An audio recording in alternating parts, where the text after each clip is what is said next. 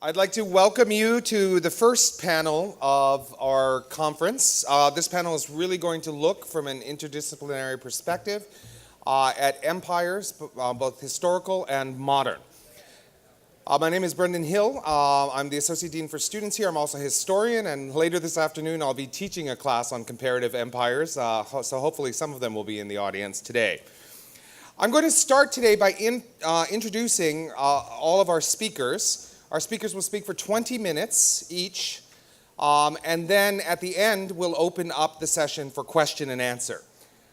So starting at my far right, we have Dr. Ian Almond, Professor of World Literature here at Georgetown University School of Foreign Service in Qatar. Dr. Almond is Professor of World Literature. He received his PhD in English Literature from Edinburgh University. He's the author of 4 books, most recently a book called Two Faiths, One Banner, published by Harvard University Press, and History of Islam and German Thought, published by Routledge Press. And he has also authored over 40 articles in a variety of journals, including PMLA, Radical Philosophy, ELH, and New Literary History. Dr. Almond specializes in comparative world literature with a tri-continental emphasis on Mexico, Bengal, and Turkey. His books have been translated into 8 languages, including Arabic, Russian, Turkish, Korean, Serbo-Croatian, Persian, and Indonesian. Can you read all of your books in those languages? He is currently working on a history of Islam in Latin America. Sitting to his left, I'd like to welcome Professor Nelly Hanna. She is a distinguished university professor and chair of the Department of Arabic and Islamic Civilization at the American University in Cairo. Dr. Hanna has been a visiting professor and guest lecturer at the École des Hautes Études in Sciences Sociales in Paris, Harvard University, Waseda University in Tokyo. Her scholarly interests have been on Ottoman Egypt in the early modern period.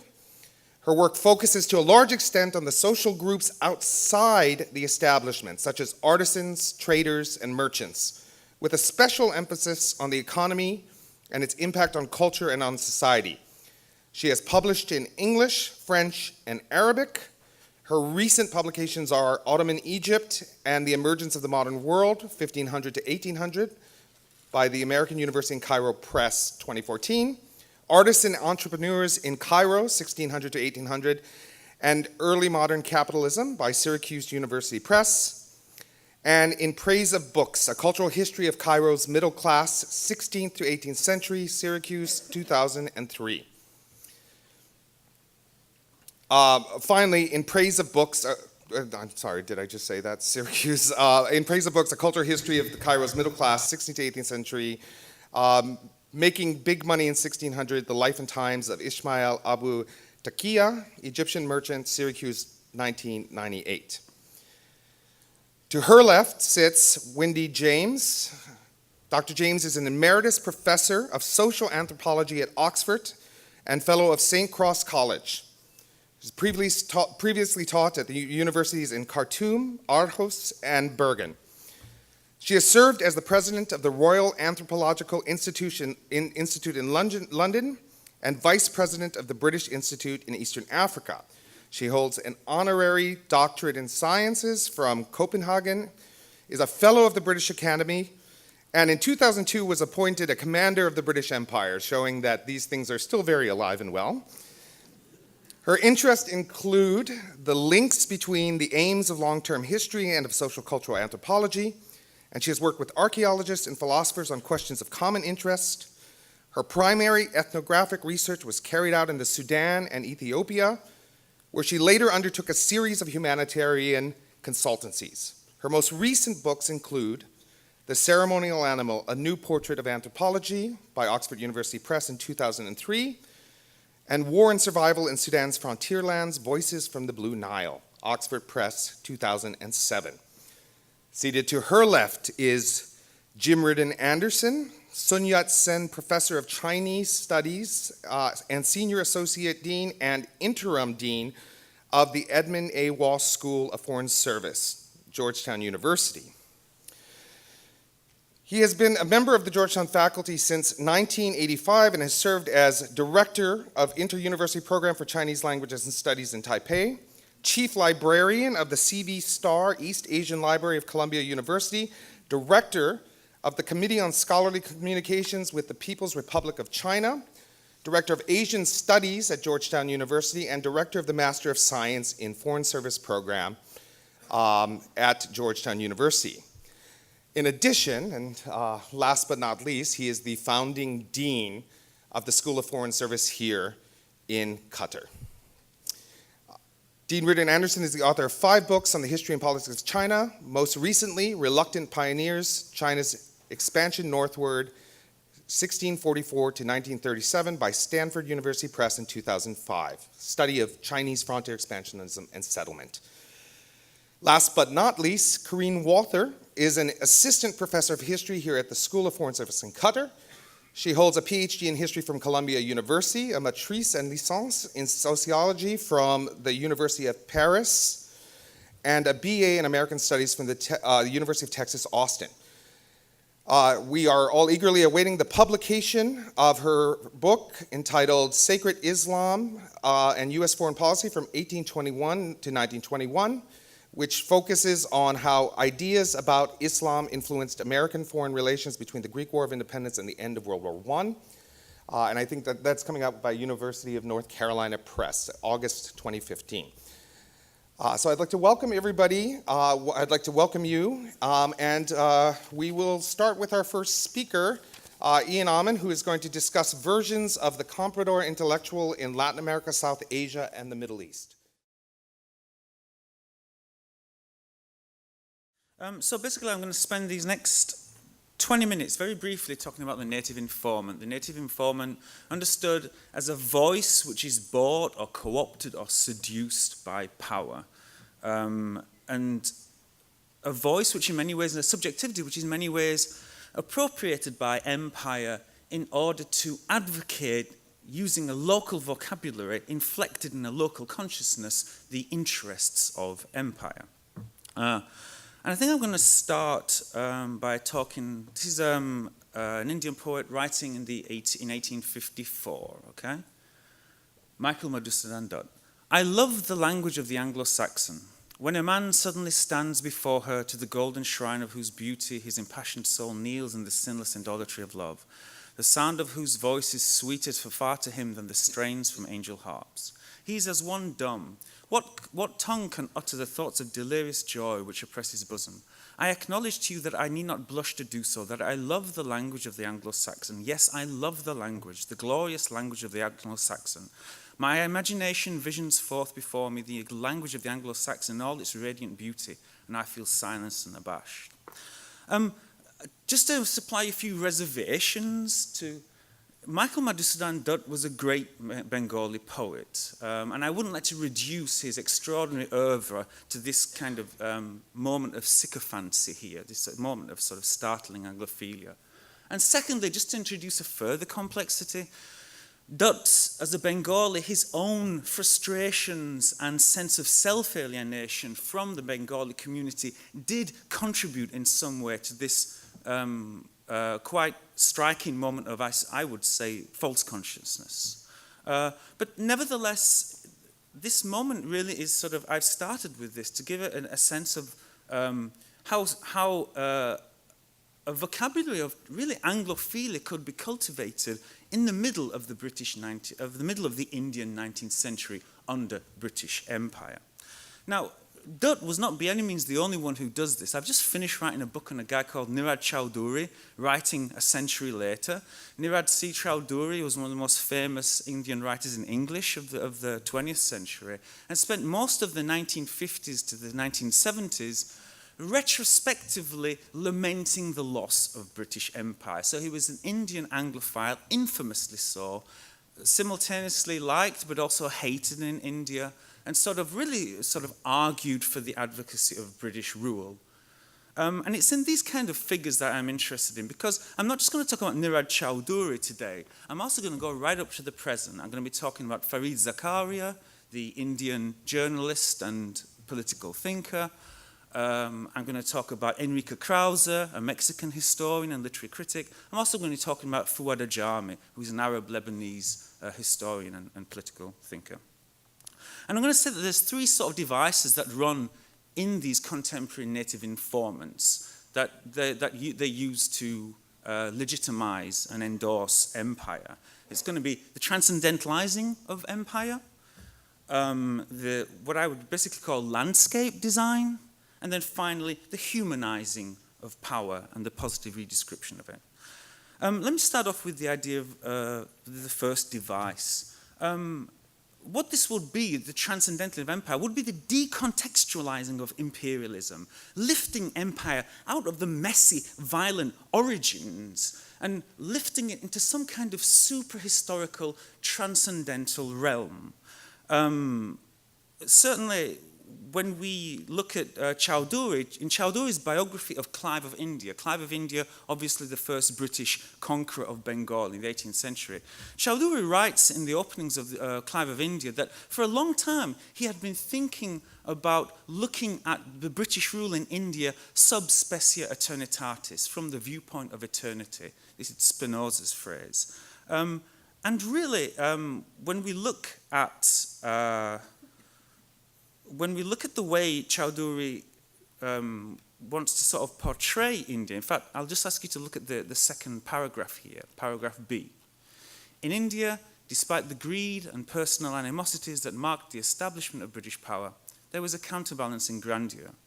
It was a robbery, like the acquisition of the China from the looting of the Summer Palace in Peking and the appropriation of the sculptures of the Parthenon, but on a more magnificent scale. This way of looking at the beginning of empire is not inconsistent with the admiration we might feel for it as a fully developed historical phenomenon. It is absolutely basic for a proper historical attitude to recognize that the phenomena of history did not remain the same in the course of their total evolution. On the contrary, in every aspect they undergo startling metamorphoses like insects. In order to avoid talking about the ugly beginnings of empire, Chowdhury has to resort to entomological similes, right? So the violent robbery of Bengal, of Clive, was the ugly caterpillar, the violent chrysalis, out of which came the beautiful butterfly of the British Empire. And it's in this mention of counterbalancing grandeur that Chowdhury reveals how metaphysical he is willing to become in his interpretation of empire.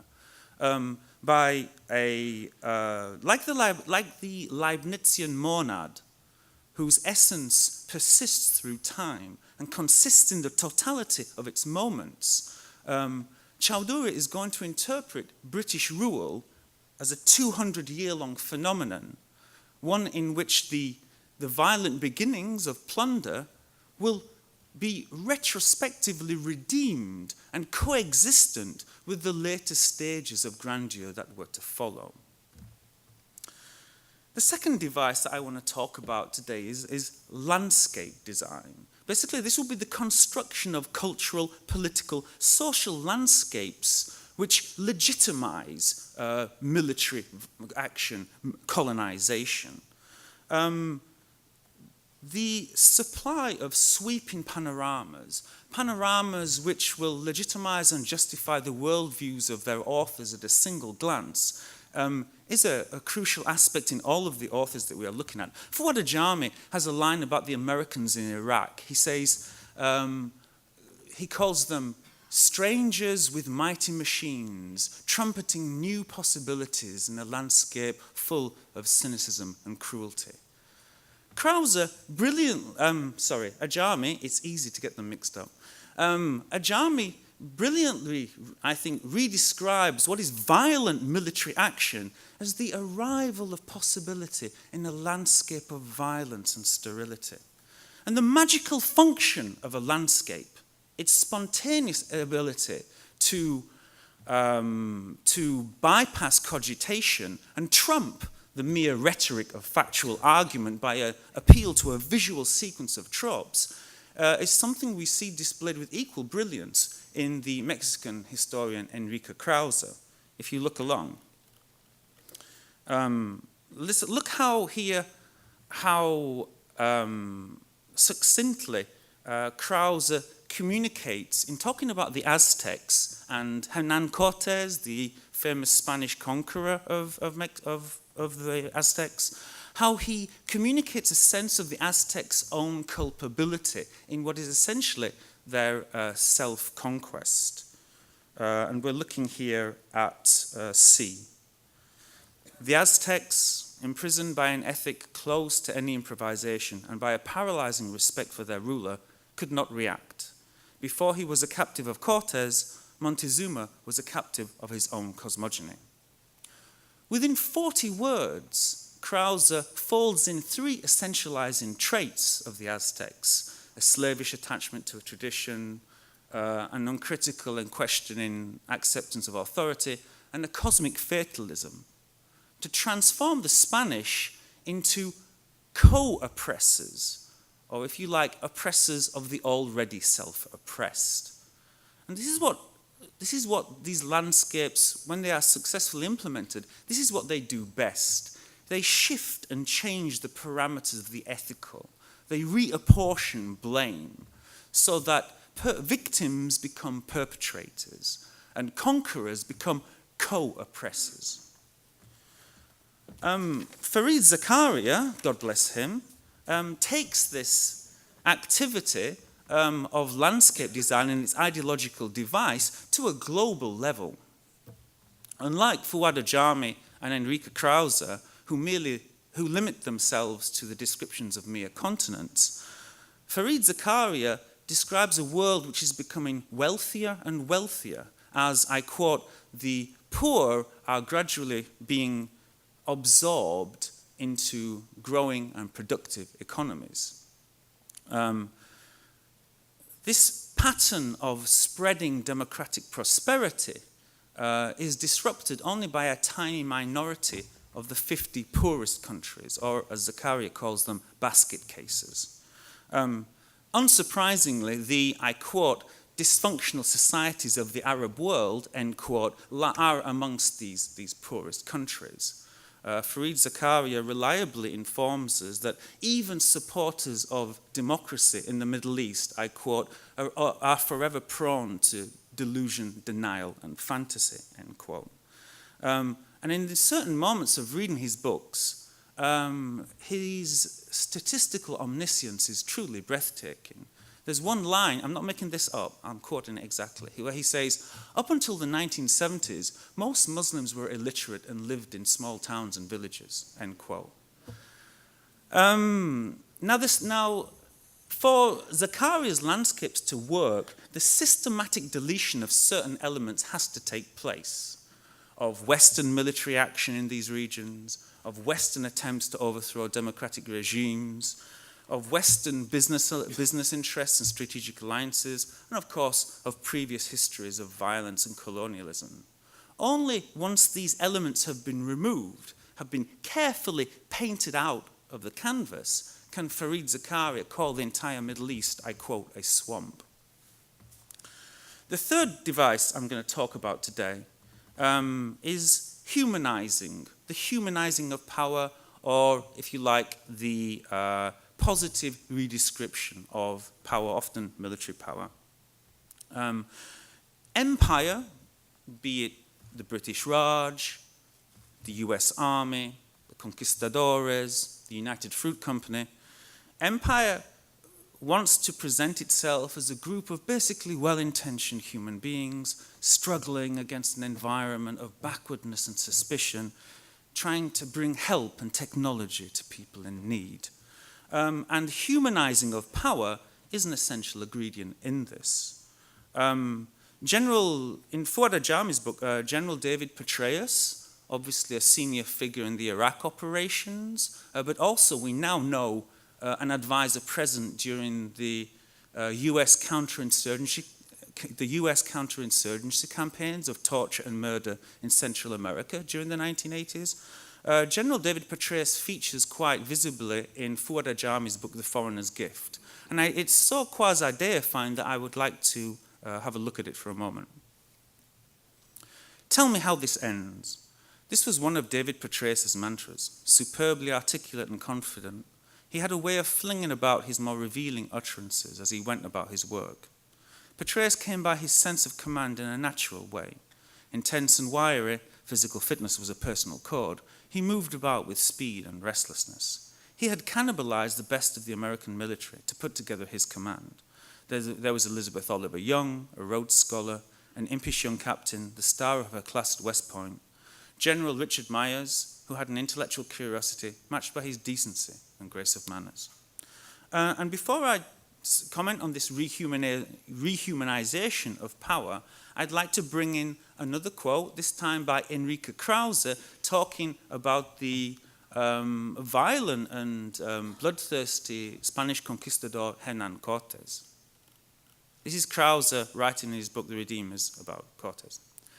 Cortés respected the economic customs of the Indians. He imported cattle, sheep, pigs, mares. He planted sugarcane, wheat, mulberries for Sikh.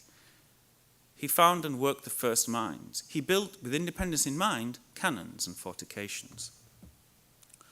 The thousands of indigenous slaves that would die in those first mines are only the first of many deletions that Krause has to make in order to reverse what he considers to be the demonization of Cortés. And certainly, in his infamous essay on Gabriel Garcia Marquez, Krause performs a similar operation on the United Fruit Company. That's the American banana company, which was responsible not only for decades of worker mistreatment, but also the financing of several military coups in Latin America, most famously that of Guatemala in 1954. Krause has a piece on the United Fruit Company where he basically reformulates exploitation as innovation and the importation of underpaid fruit pickers as an explosion of ethnic diversity and richness. I'll give you the truth is that the banana company brought with it much more than leaf trash. The enclave was a melting pot of cosmopolitanism and localism, of green gold and witchcraft, of Parker pens, Vicks Vapor Rub, Quaker Oats, Colgate toothpaste, of Chevrolets and Fords, of residents with centuries-long roots on the coast and immigrants from Italy, Spain, Syria and Lebanon. Paradise did not predate the company. Paradise for that family was the world created with the arrival of the company, a tropical alchemy that Garcia Marquez would recreate in his first novels. An indebtedness, this passage really illustrates how a certain indebtedness to the aesthetic appeal of a particular landscape takes place, in this case literally, at the expense of the people who actually inhabit that landscape. Krause's celebration of, Krause's paradise, this celebration of capitalism, is represented as a fountain of diversity in a desert of ethnic and cultural sterility. In both cases, the long-term benefits of empire are lauded, and critics are derided for their short-term obsessions with the immediate consequences of violence. So winding up here, I'd just like to say, and it's been a very brief talk, and basically I've given sort of like a quarter of a chapter in my book that's coming out. But I'd like to end by saying that this desire to transform practices of murder and exploitation into sublime moments, historically re-understood moments of growth and development, really takes us back to Chowdhury's Spinozan desire to view empire outside time. And I'd like to end again with a passage from Ajami's book, The Foreigner's Gift. This battle, fought under Arab eyes, under the gaze of Iran, he's talking about 2003, often seemed like a struggle between American will and the laws of gravity in the region. The local spectators had their age-old pessimism about the world. The American assertion and hope that Iraq and the region around it could change was the first challenge in a very long time. This war in Iraq and its forerunner in Iran was destined to test America in ways it hadn't been tested before. There will be chameleons chameleons, good at posing as America's friends, but never turning up when needed. They would step forth informers, hustlers of every shade, offering to guide America through the minefields and alleyways. Ajami imbues America's oil wars here with a sense of almost personal existential challenge. And in many ways, Ajami does take when you look at the host of villains on the horizon here, waiting to mislead or misinform, it almost lends the passage a sense of a quest poem, reminiscent of Gawain and the Green Knight or J.R.R. Tolkien. Ajami brings a human approach here to this final mythologizing of US power. Although it is not quite subspecia aeternitatis, by extending the field of focus across centuries to include, in many ways, he diminishes the civilian deaths of 2003 by introducing I quote, already extant and pained history. And it really is like, we've almost run out of time, right? It's really in this sense of bringing forward the emphasis on a will to action against a millennium-old stoicism, invoking this will to action against this millennium-old passivity, which brings about a landscape in which really the Americans lose their Americanness and acquire the role of historical agents as a force of truth struggling in a landscape full of cynical deceivers. Okay, thank you.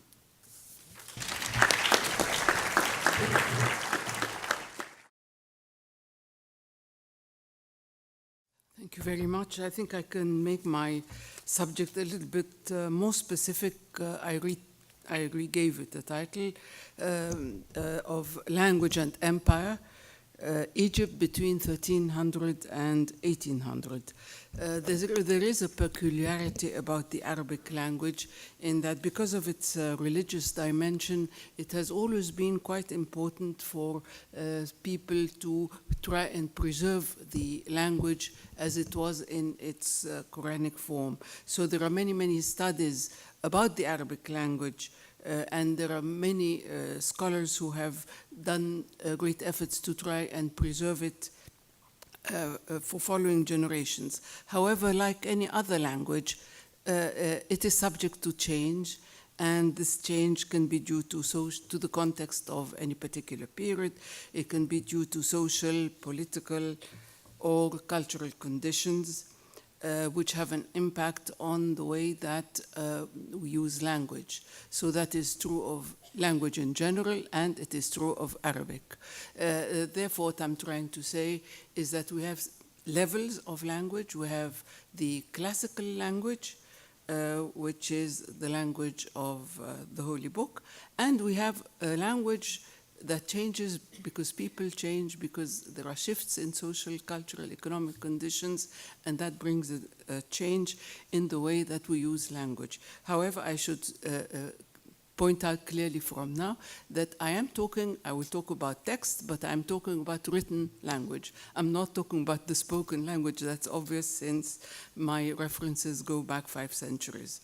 So when I talk about language changing and coming close to colloquial or close to dialect, I am talking about texts that use colloquial or dialect rather than the actual speaking.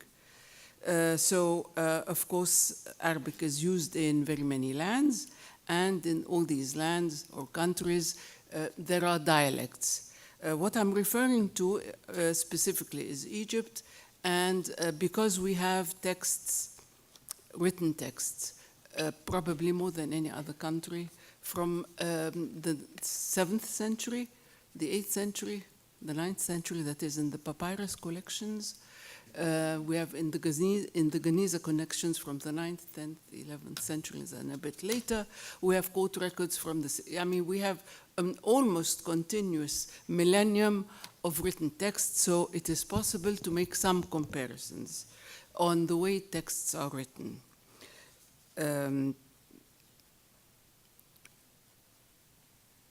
Of course, there are many, I'm talking now about the language that changes rather than the classical Fusha language.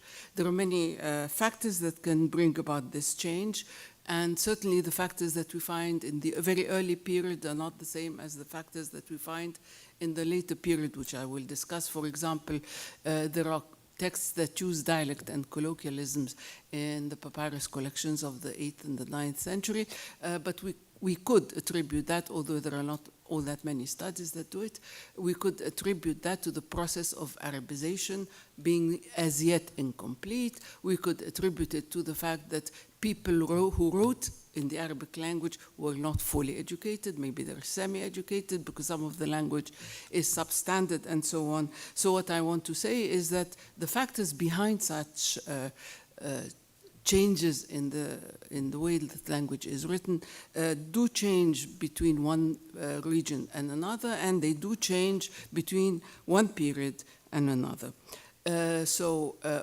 Although I will focus on language and empire and language and power, of course there are many other factors that come in the very period that I'm talking about, but since this is the subject of the conference, I'm focusing on this particular factor, on how power can change language or affect language. Okay, here is the main idea that I'm trying to develop, is that under certain conditions, which we find in the 13th, 14th, 15th century, when the power structure was centralized, hierarchical, a great value was given to the use of classical Arabic. Language that was stylistically polished, correct, well mastered. So it could be a reflection of power and a reflection of the status of those who used it. At such times that the power structure was weak or absent or fragmented, other forms of language came to the surface and became more visible in written texts. So there's a shift between, so the two are always coexisting, and what I'm really trying to say is that I'm talking about how much space is given to one or to the other, how much legitimacy one has or how much acceptance one has, but both are always existing as far as I can see. So from the early period and in the later periods, there is use of written. It's not called written colloquial by linguists. They prefer to call mixed Arabic, so I use the term mixed Arabic, which means a text that uses both classical and colloquial. As I said, there are periods during which there is much value given to the classical texts, and they are more numerous, they are socially accepted, and there are periods in which the opposite is happening, and I think partly this is linked to power structures. Of course, there are other reasons as well, because it's a complex phenomenon and cannot be rely simply on one factor. Okay, why 1300 to, I did choose that period, 1300 to 1800. Well, because first of all, you need a long period in order to see change. Change in cultural matters don't happen with changes, are not rapid, let's say. So over that long period, it was obvious that there was a shift in this balance between classical and mixed Arabic, or classical or with and texts that used colloquialism, dialect, etc. As I said, one of the reasons why I focus on this period is because between 13 and 1800, there is a definite shift in the power structure. In the earlier period, what we call the Mamluk period, dated 1250 to 1517, the later period, 1517 to roughly 1800. In about 1300, the Mamluk state was a very strong, centralized, powerful state with military underpinnings. There was a sophisticated and elaborate state structure that subsequently, after 1517, as of the 16th, 17th century especially, the sophisticated and elaborate state structure that the Mamluk rulers had set up tended to disintegrate. With the Ottoman conquest, the administration of the empire was no longer in Cairo. It had moved to Istanbul, the Ottoman capital, while government in Egypt was undertaken by a governor sent from Istanbul on a yearly or bi-yearly basis, rather than, after 1517, rather than one centralized center of power. On the contrary, power was divided between the Basha or Ottoman representative on the one hand and the local grandees, either in the form of the military corps or eventually in the Mamluk households, leaving a somewhat fragmented power structure. Thus, Egypt under Ottoman rule, we have a diffused, blurry model at the top, quite different from the centralized Mamluk state structure. In much of the Mamluk period, especially in the 14th century, the existence of this strong, powerful state structure was an inducement to the use of classical Arabic in literary, historical, and legal texts. With time, as the power structure was weakened, a larger space was given to texts that used colloquial language or works that combined colloquial and classical, i.e. mixed Arabic. The relationship between language and power during the first period is best manifested in the Mamluk chancery, the Diwan al-Insha.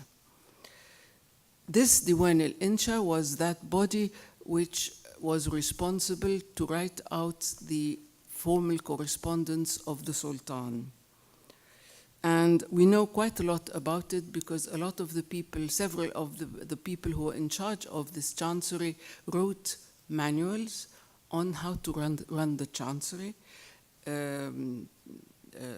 Like Fadlallah al-Amari, al-Nuwairi, and the most famous of these is al-Kalkashandi, who died in 1412, so we're talking about the early 15th century.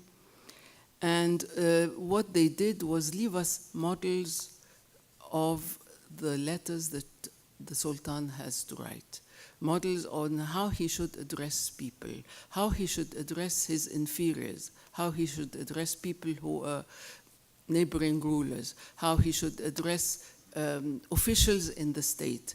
And so we have what comes out very clearly is this is a very, very strong hierarchy. And there are very clear rules on who's above and who's below, and who even in relation not only to the formulas and the honorific titles, but even in relation to the kind of paper. There's a kind of paper to go to an important ruler, and there's a less good quality paper for others, because paper was still quite a bit expensive. If you wrote to an important ruler, you left a lot of space. If you wrote to a subaltern, you could write, the lines would be close to each other, and so on and so forth. So we're talking about something which is extremely hierarchical, which reflects the power of the writer, which reflects his position in relation to those that he is addressing. So this is an institution which played a very important role in terms of the written word, and which gave a lot of weight to classical Arabic in its very high style, its very skillful style. So these manuals are also very important because they tell us what kind of skills the scribe or the katib should have. And there is a very strong emphasis on his linguistic skills, on his knowledge of Arabic literature of all periods. And so language is really very, very important in relation to this Diwan al-Insha. So the next thing is, so what does this Diwan al-Insha have to do with the rest of written text? Well, I think it does have something to do. First of all, the style itself of the models of the letters that we have published in, let's say, Kalkashandi's book, Subh al-Asha, and to tell you of the importance given to that kind of thing. Kalkashandi's book is 14 volumes. 14 volumes on the writers and their skills, I mean the officials of this chancery and their skills on how to address anybody that the Sultan is writing, a dignitary, a foreign ruler, etc., and so on. So the style of, we have many, many examples of how these letters are written or should be written, and how to address everybody and so on. So this model of letter writing also became an independent literary genre, as Adrian Gully has suggested. And it became an independent literary genre which was composed of the many letters, epistles, or documents to rulers, letters to friends. Most important, the writings of this chancery became a model for prose writing in that period. Many of the people who worked in the chancery were themselves literary figures. So they would write, they had these models of officials' letters, and they were also known for either writing chronicles or literature. Kalkashand himself was wrote literary works, as did Ibn Abd al-Zahr, who was an official in the chancery, Izz-ad-Din ibn Shaddad, and many others. So through these people, the style of the chancery filtered down to the world of literary writers. And in the words of Dominique Sourdel, the subtle sense of linguistic expression and its nuances have found a vast field of activity in the governmental and administrative correspondence, continually increasing with the growing expansion of the chancellery's activities within a complex system of government. Conditions changed in the middle of the 15th century. So in the course of the middle of the 15th century, the chancery underwent a major crisis. The state was short of money, and the positions in the chancery and in other government bodies, positions were given in return for money paid to the treasury, which resulted in people with insufficient or no qualifications to take up positions. So after 1450, until the Ottoman invasion of 1517, we can still see a link between the crisis in the chancery and the language used in some texts of the latter part of the 15th century. And I cite as examples two works, both of them are chronicles. One of them is Ibn Iyas, one of the early chroniclers who used colloquial in his Bada'i al-Zuhur. And the other one is in Damascus, Ibn al-Tuq, whose work, roughly from the same period, whose work is something between a chronicle and a diary. It's much more personal, but it does include a lot of colloquial or dialectic terms and sentences.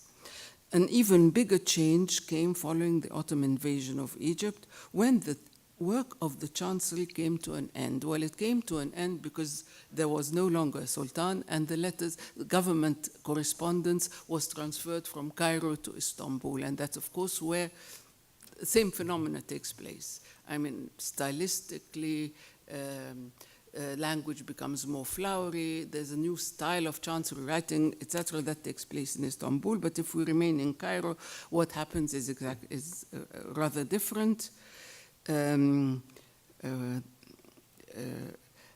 The official state correspondence moved to Istanbul, and many of the tools of power expanded and developed in the course of the 16th century, including that of language, which developed along the similar lines that had taken place under the Mamluks. In Cairo, in the meantime, chancery officials lost their jobs, and they lost their social status that they had previously had, as the Mamluk administration was dramatically reduced. Eventually, some of them ended up in the private employment of the ruling class, the Mamluks, for example, but mainly as financial scribes. They no longer represented power, and they no longer represented empire. Although the Mamluk households were moving towards the 18th century, 17th and 18th century, which employed these scribes, disposed of many means. In fact, until the beginning of the 19th century, power was divided between these Mamluk households, the Basha, and even among the Mamluks households, there was a lot of rivalry. So I said this is the period when the model of the chancery was no longer there, no longer had much significance. And here, with this demise of the body that had set standards, that had been used as a model, this is the period where we find an enormous expansion of texts that use a lot of colloquial, I mean mixed Arabic, but a lot of it.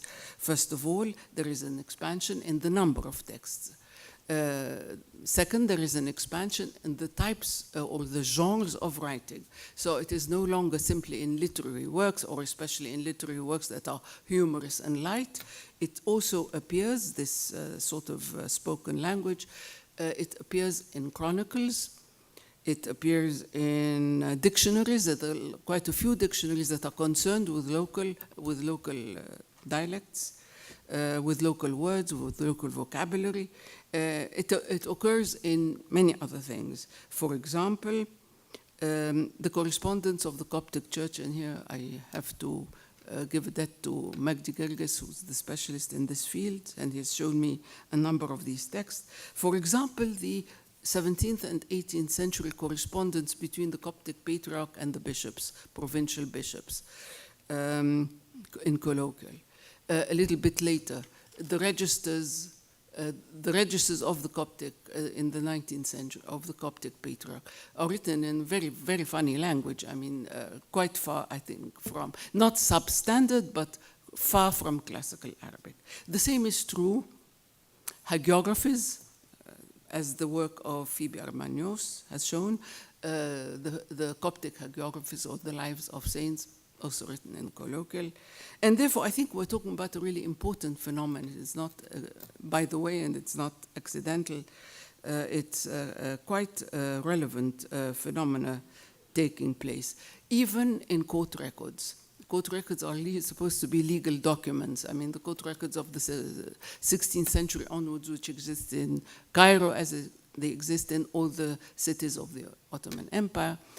I am sure the same phenomena can be found elsewhere, but in any case, for those in Cairo, it is not infrequent to find deeds which, of course, start with the proper formula and end with the proper formula, but somehow in the middle, especially if we're talking about litigation, when people speak out their complaint, it is in substandard Arabic, or if you like, colloquial or dialect or whatever, but it is not, let's say, it is not fully Fusha.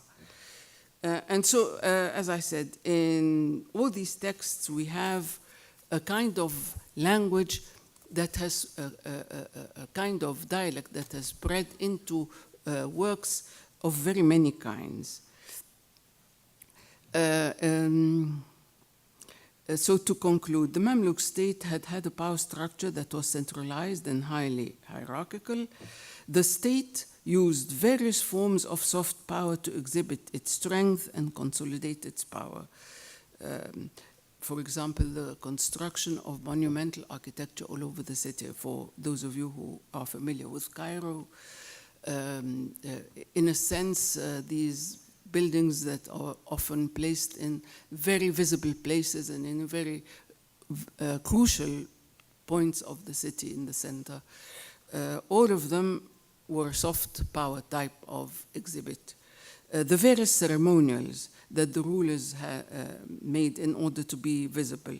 So one of these soft powers, we can say, was that which was related to language. That's the importance of language to the ruler. I mean, it reflected, as did these other cultural forms, it reflected power, it reflected position, it reflected hierarchy, and it was stylistically polished, correct, well mastered.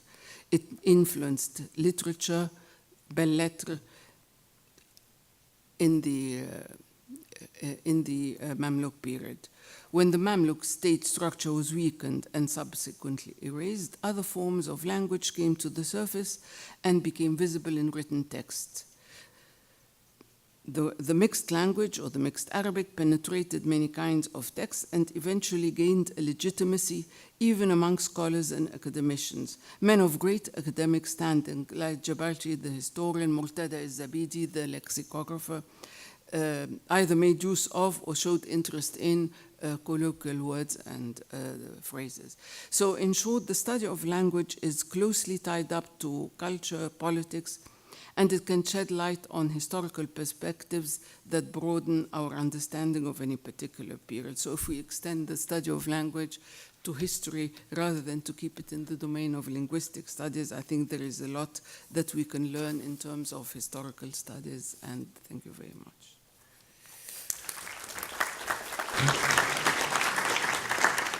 I'd first like to say how delighted I am to be invited to take part in this anniversary celebration and this conference on a particularly fascinating theme. Now, it seems still inevitable that power is concentrated spatially, and it moves in quite specific ways across the physical landscape of the Earth. Even in today's digital age, there are centers from which networks of power are extended and to which there are limits. Most history, political science, and studies of art, literature, and religion are concentrated on or in those centers. But of course, a vast proportion of the world's population, I would argue, live far from the effective reach of central power or even beyond it. Or at least they did in the old days, when reaching the edge of empire meant walking there, riding a horse or rowing or sailing a boat.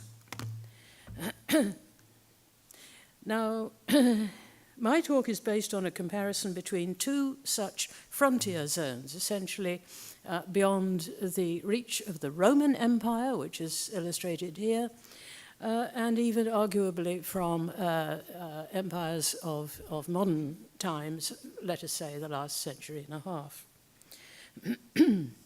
Now, the two areas that I'm looking at, do I have a pointer of some sort? Yeah, no, well, not to worry, we can see. Up in the northwest, you see the Roman Empire reached England and a tiny bit of Scotland, but it didn't really control the whole of Scotland, and it didn't control Ireland at all. Certainly, this is a period. The period I'm going to concentrate on is a little bit before the Common Era, i.e. the AD-BC divide, and about a century and a half beyond it. Now, I shall focus on two areas to the northwest. Oh, thanks. Right. I'm concentrating on two areas. The northwest coast of Europe, I will refer to the Breton country down here, and the upper Nile River, essentially the central basin moving into the hills of Ethiopia where the Romans never got. Now, I'm contrasting these two frontier zones as such, frontier zones of empire in the Roman days, and then I shall touch on more recent events a little later. Now, in the Nile Valley, no later period of actual Roman conquest came after this time, the early period of the Common Era. The Romans had tried several times to find out about where the Nile River came from.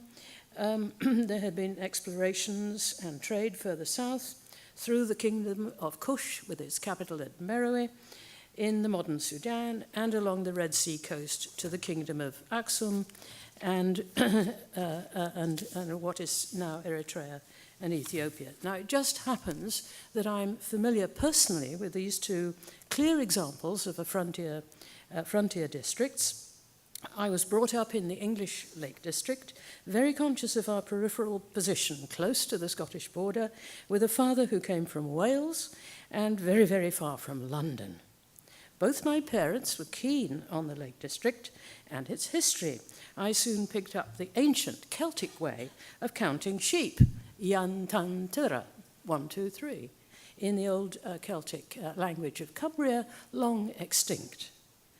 My father took us on the hills, showed us parts of the old Roman road directly north over the tops, and I remember several early trips to Hadrian's Wall and various Roman forts. Now, much later, it came about that my professional research in social anthropology has focused on the geographically and culturally diverse mountainous border zone between the plains of the Nile Basin on the one hand and the highlands of the Ethiopian region on the other, a region I refer to as the Blue Nile borderlands. Now, the survival of so many indigenous language communities in both regions has led me to think about long-term patterns of social life in physically complex edges of empire. In the old days, safe havens were often at hand, just beyond the tax collectors and the heads of state.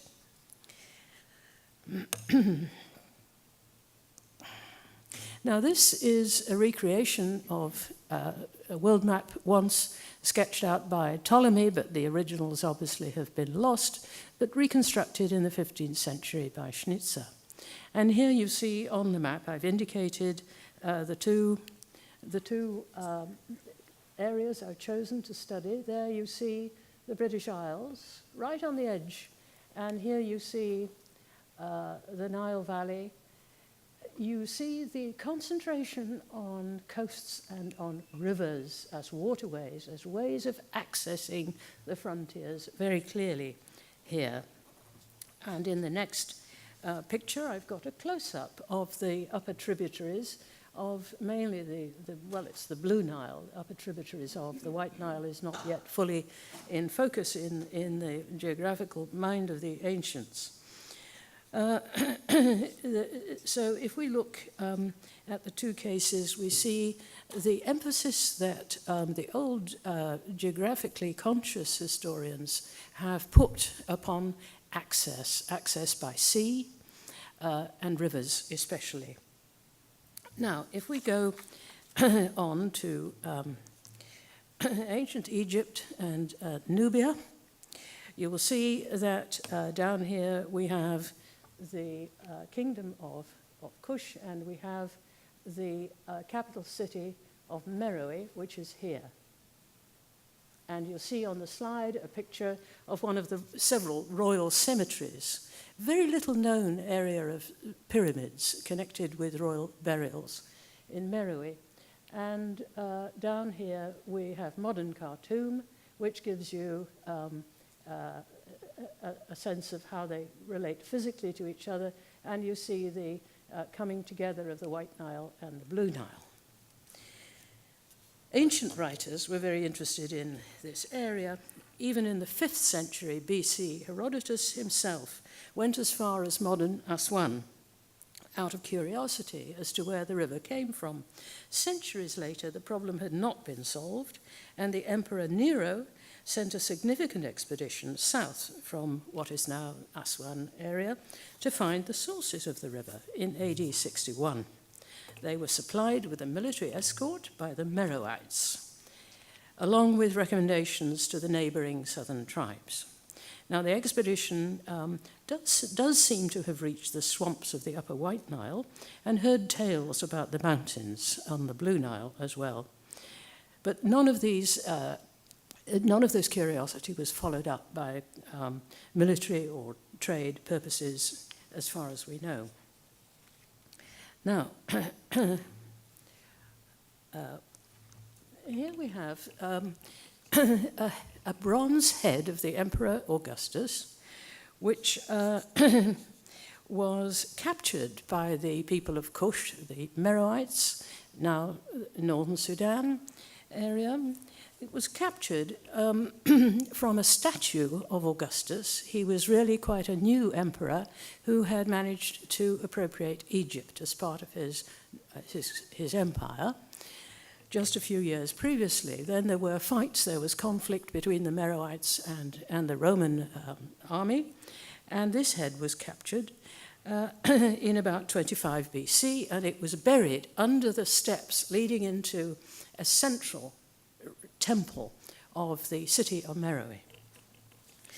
Now, The statue of Augustus had probably been put up near the southern boundary of Roman Egypt and pinched from there and taken several hundred miles south to the capital, or Meroe. Now, the archaeologists managed to dig up this head in 1910. And there it is. You see the workman who's helped to dig up the archaeological site of this temple in the middle of the city, and there is the head in situ. There are the archaeologists. Professor Garstang from Liverpool was the main one. Now, there is celebration going on in London right now at the British Museum. There is ongoing a small display about this Augustus, this Meroe head of Augustus, in the British Museum now, right up to the 15th of this month, if anyone is interested in nipping over to have a look. It's a small exhibition. It has a room to itself near the entrance.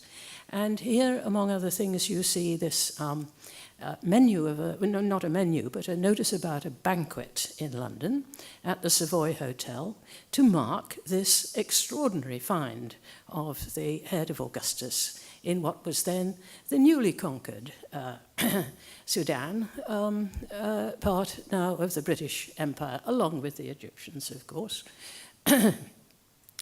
So this really is quite interesting, and I took this photo myself just a couple of weeks ago at this exhibition.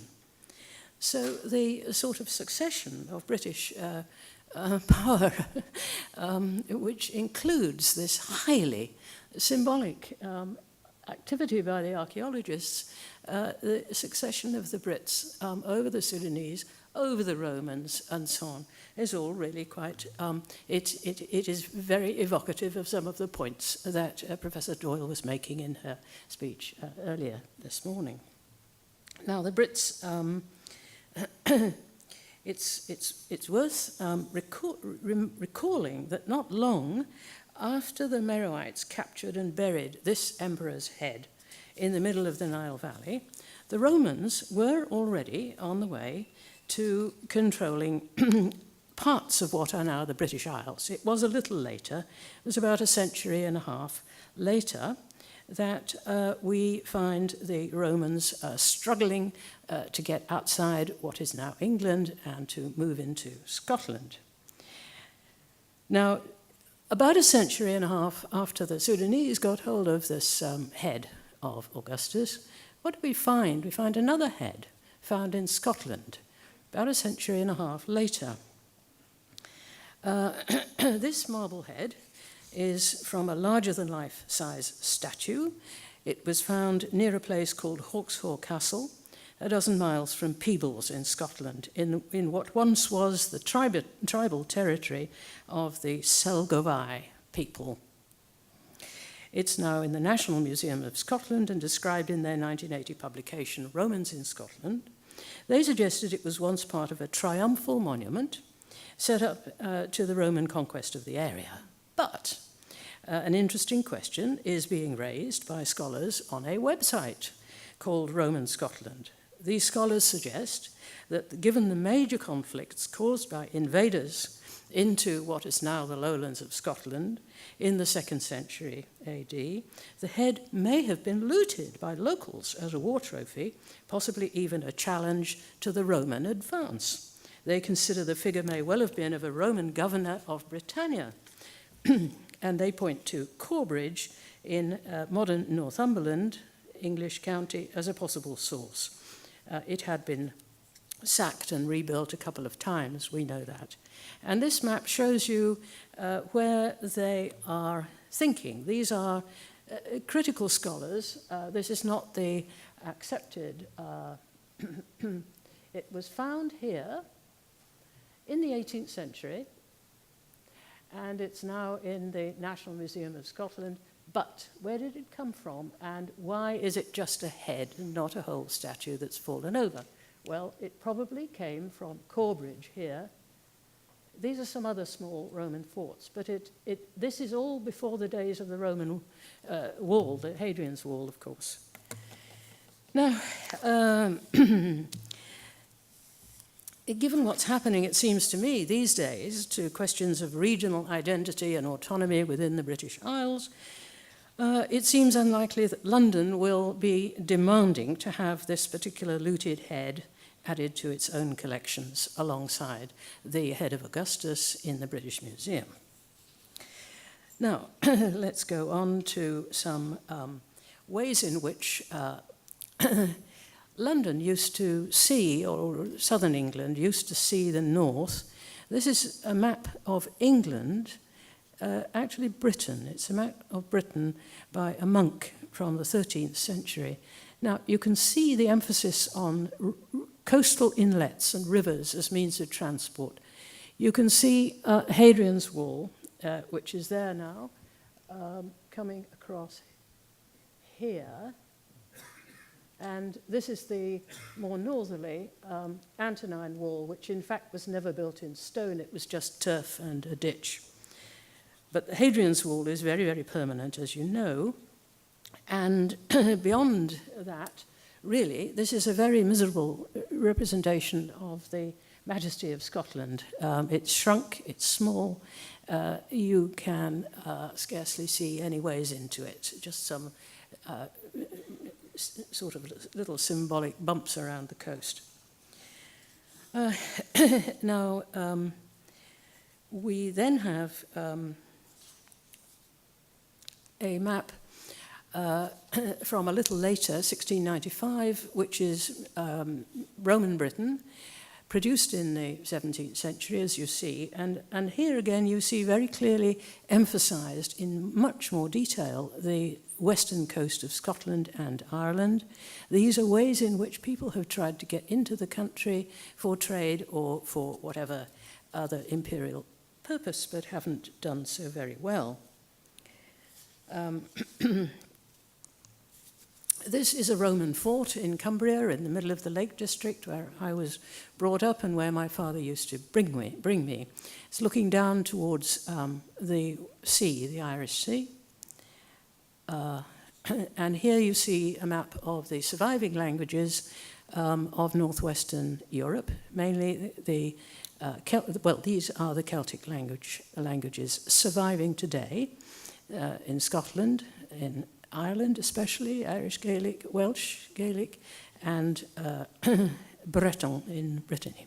In France, two extinct languages are here on the map too, the Isle of Man and Cornish.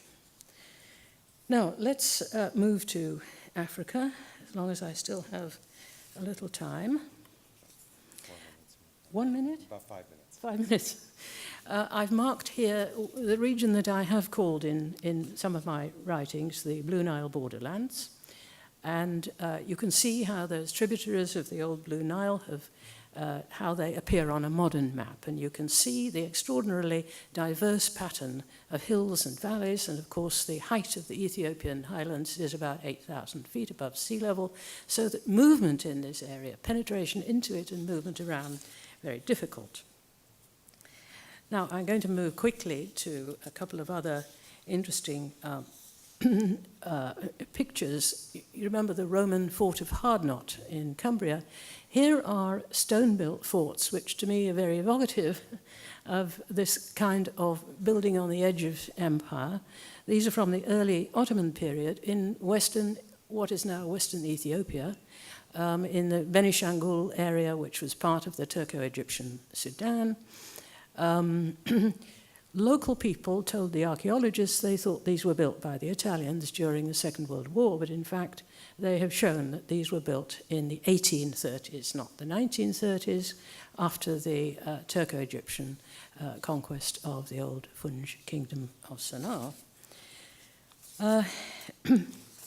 And the archaeologist González Ruibal has produced some interesting maps here, which very briefly I will just point out that he has shown us the advance of the kingdom of Meroe and the advance of the kingdom of Aksum, the ancient Ethiopian area, at roughly 100 AD. that's when all this looting was going on in Scotland, for example. And here we have 1600 AD with the advance of the Funj kingdom of Sennar and the Ethiopian Empire.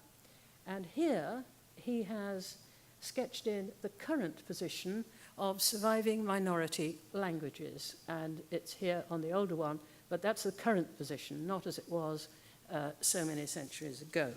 However interesting that may be, here is a linguist's map of the languages of Sudan. What I want to point out are the pink and red and purple languages which belong to the Nilo-Saharan family. The next slide is a close-up of the middle section there, and I'd like just to point out the fact that the Nilo-Saharan languages, here they are in the Nuba Hills, which I haven't had time to discuss. Here they are on the Sudan, in the Blue Nile borderlands, which I have discussed. Here they are just coming into Darfur. But along this borderland, they go right up to Western Eritrea with the Kunama language and Nera language. And what has just fairly recently become clear to the linguists and the historians is that these languages, the old Nubian languages of the Nile bordering Egypt, some of them are Nilo-Saharan. Now, what is the connection here? Meroitic language, which has its own written script, has disappeared, and nobody has fully deciphered it.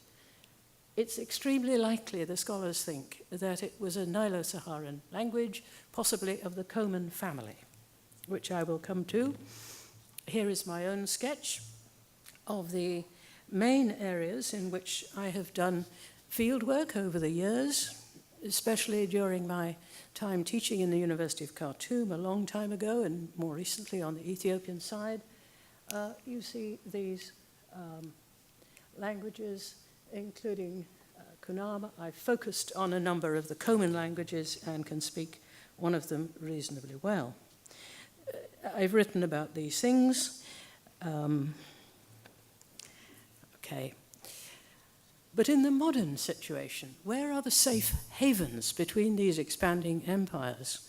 Well, they've kind of disappeared because the modern idea is that you have a line on the ground. People are citizens on this side of that country or that side of the other country. You can't just go over the hills and down the valley and meet your old friends and relatives, speak a bit of their language, because there are many multilingual individuals in regions like this, and settle down with them for a generation before moving back to where you came from. That has been going on for millennia. These are the circumstances of the safe havens, the possibility of making friends and allies locally, which have enabled these languages as such to survive, some of the oldest languages, surviving languages in the world. That's what I find very interesting, the comparison between these two areas. And I will conclude by just going very briefly to my main final point, which is that with the erosion of the two empires I've looked at particularly, not much actually, the Roman and the British Empire, you will all be familiar, in fact, Lorna Doyle mentioned this in her lecture earlier, the Irish led the crumbling of the British Empire in modern times. It was as late as 1937 that finally, after years of war, a referendum was conducted and the Irish voted for independence and they were given it. This did not include Northern Ireland. A boundary was drawn. Northern Ireland is still with us in the British Empire. But the Irish example was followed by many others in Africa and Asia, I understand, though I'm not an expert on that. So what have we had recently? You will have read perhaps in the papers about the referendum that was held in Scotland in October, in which the vote was much closer towards insisting on independence for Scotland it was very close, 55 against 45% for. That is a narrow margin, and nobody quite knows what the outcome will be. So we then have repercussions in Wales and even in places like Yorkshire. Why shouldn't we have devolution here too, and so on. Now, what I want to finally just end up with is the point that on these frontiers, you have struggles and wars which have been mentioned. This is the international boundary between Sudan, South Sudan, Ethiopia, and up there, Eritrea. These are refugee camps of today. Groups of people I've studied have moved between refugee camp and refugee camp over the last generation and a half, and they are still a large proportion of them in refugee camps in South Sudan and in Ethiopia, although they come from the Blue Nile state of Sudan. What do you have on this ancient empire of the Romans and the Ottomans and the Brits? Today you have new sovereign states defining themselves as nation states. Somalia is the self-declared independent unit of what used to be Somaliland. In fact, this is the British end of Somaliland. You have Eritrea, independence 1993 from the larger Ethiopian unit, which was once under British military administration, and you have South Sudan just a couple of years ago, 2011. So you have nation states trying to create themselves, or human communities, political communities trying to recreate themselves as nation states in an area where it was possible to move, to change your allies, and to adapt.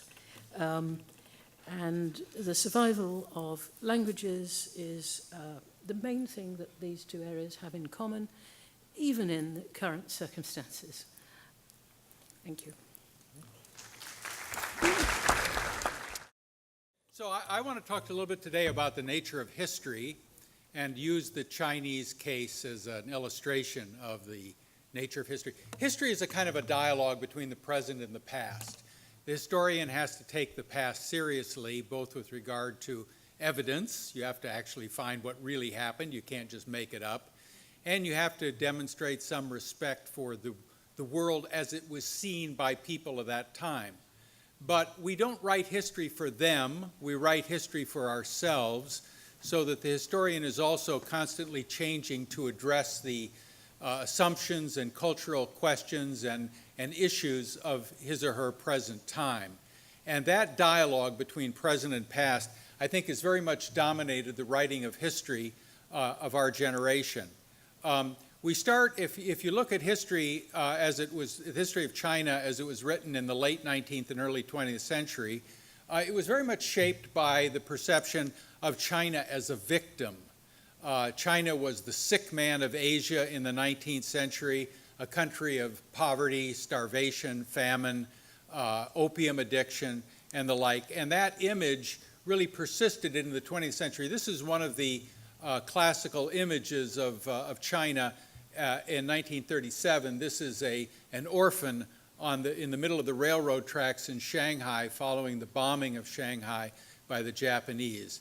And it continued to shape our view of China as a dependent country, as a poor, backward country. And that perception even persisted after the establishment of the People's Republic of China in 1949. This is Time magazine in 1958 amidst the Great Leap Forward.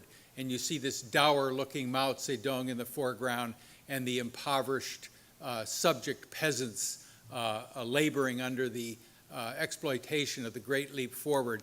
And even into the 1960s, the images of China continued to be very negative. This is China and the Cultural Revolution, which was essentially a political and intellectual rather than economic phenomenon. Here you see a Chinese intellectual wearing a dunce cap and being criticized for being a capitalist roader or a revisionist in the Chinese scheme of things. As a consequence of this kind of view of China, China as poor, China as backward, China as victim, it very much shaped the writing of history about China. Within China, the dominant interpretation of Chinese history was shaped by Lenin, whose famous work in 1916, Imperialism, the Highest Stage of Capitalism, really projected the basic Marxist interpretation of history, which is remember Marx is a European writing about European history and very much shaping his assumptions about European history as a class struggle between those who own the means of production, that is the haves, and those who don't own the means of production, the proletariat or the have-nots.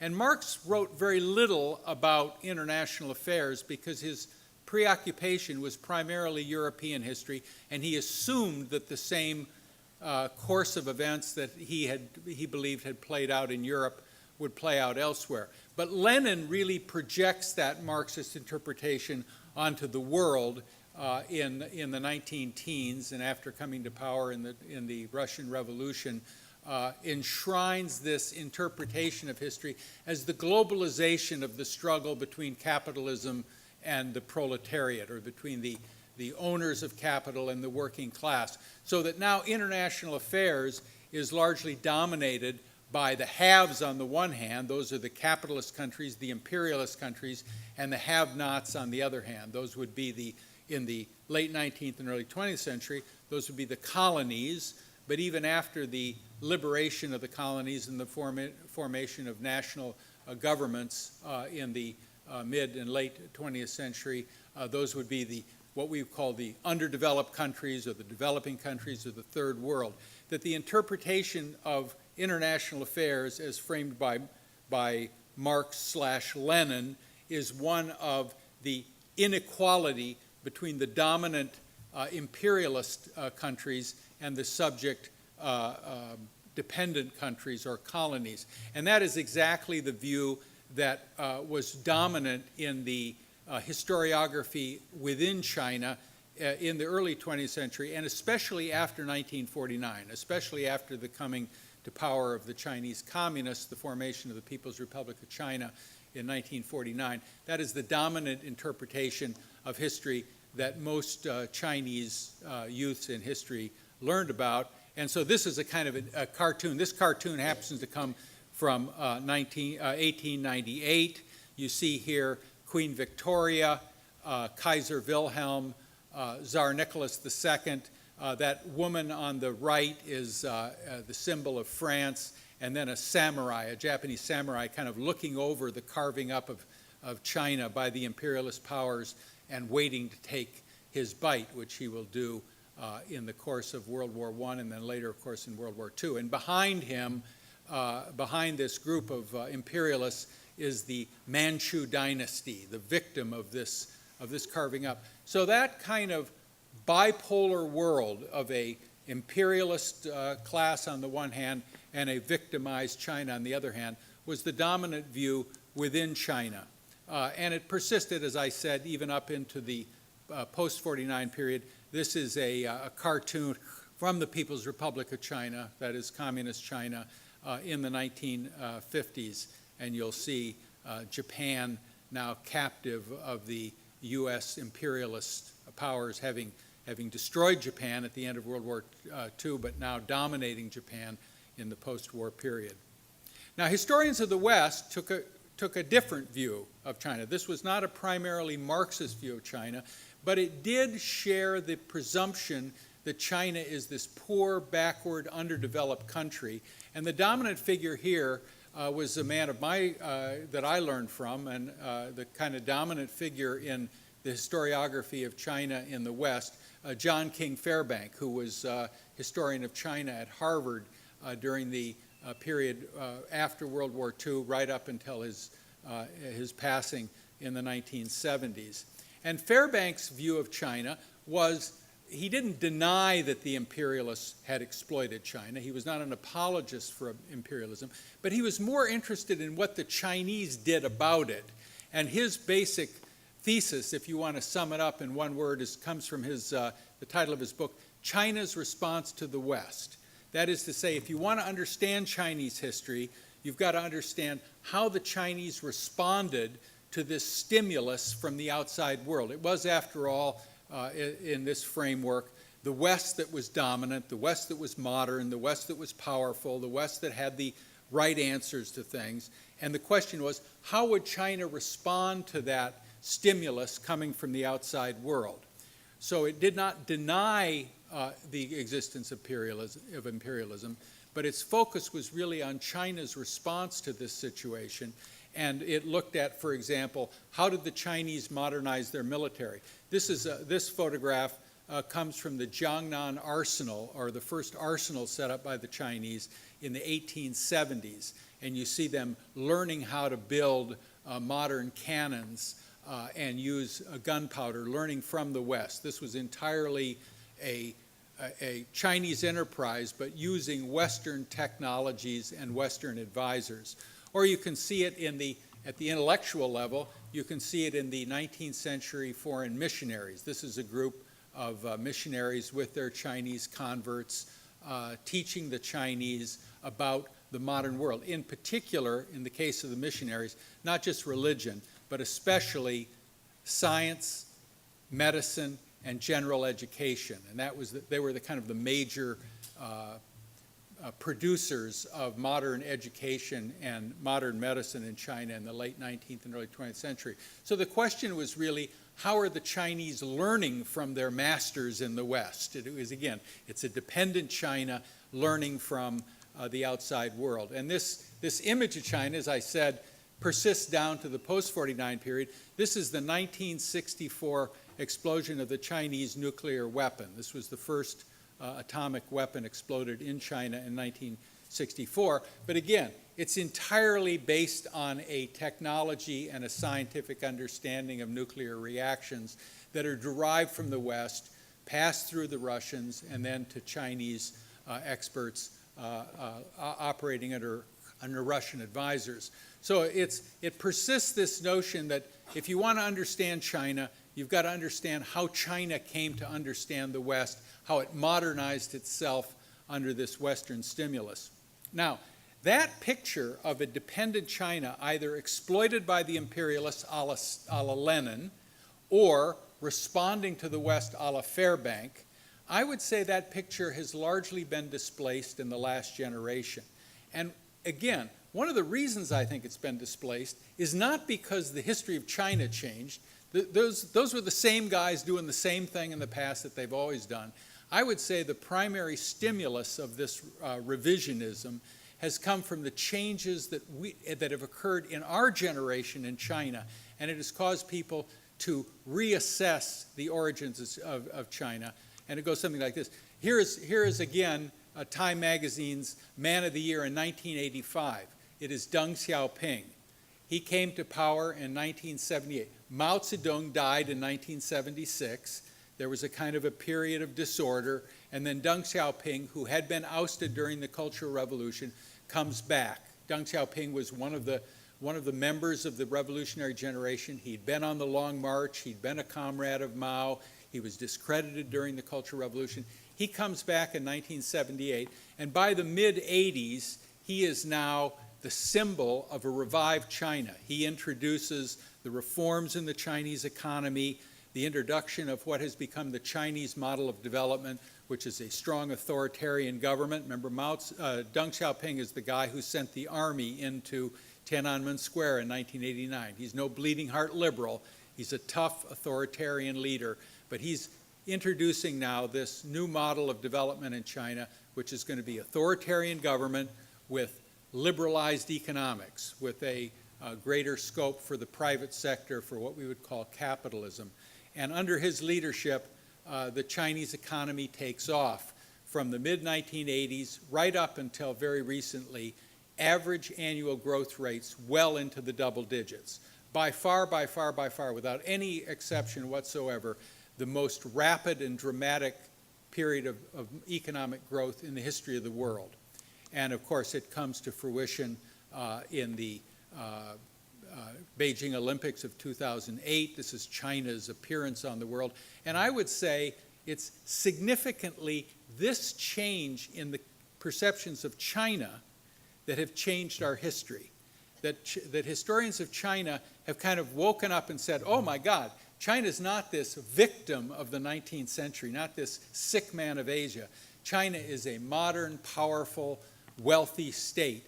And so how are we to understand the history of this society, which is not victim, but victor? And as a consequence, I think we've seen a real historical revision in our understanding of China. Part of this is really come from Chinese historians who have revisited the Qing dynasty. That's why I labeled this talk the Qing. The Qing was the last of the dynasty. The emperor of the Qing was not a Chinese, he was a Manchu. He came from Manchuria, ethnically Manchu, and therefore it's sometimes called the Manchu dynasty. And the interpretation of the Manchu dynasty in the 19th century, this was when the Opium Wars occurred and the missionaries went there and the gunboats went there. Everybody viewed the Manchu dynasty as this sick, collapsing, weak, dependent country. And people in China continue to say, oh, we were the victims, we were the underdogs, you guys beat up on us, you owe us something. But historians of China are now revisiting the Qing and looking at it this way. Here's the preceding dynasty. This is the Ming. This is the dynasty that overthrew the Mongols and ruled China from 1368 to 1644. And you'll notice it controlled, that brown area, it controlled what we now call China proper. This is the area dominated by ethnic Chinese. If you go to a Chinese restaurant, this is what you're getting. You're getting ethnic Chinese food dominated. These are Han, H-A-N, Han Chinese, speak Chinese, practice the cuisine, the language, the social organization we associate with China. But here's the Qing dynasty. This is the successor dynasty, and all of a sudden historians of China are saying, hey, wait a minute, the Qing wasn't this victim. The Qing was a great imperialist power. The Qing more than doubled the size of China. Here's a comparison of the Ming and the Qing.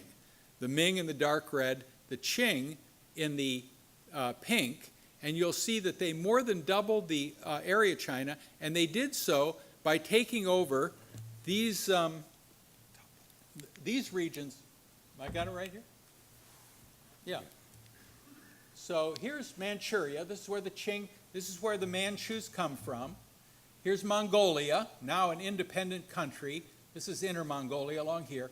Here is what we now call Xinjiang, the home of the Uyghurs.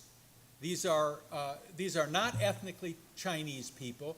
These are Turkic people, speak Turkic languages, are Muslims, and are more closely associated with their neighbors in Central Asia, over here in the Central Asian republics, than they are with Han Chinese. In fact, they're very much different than Han Chinese.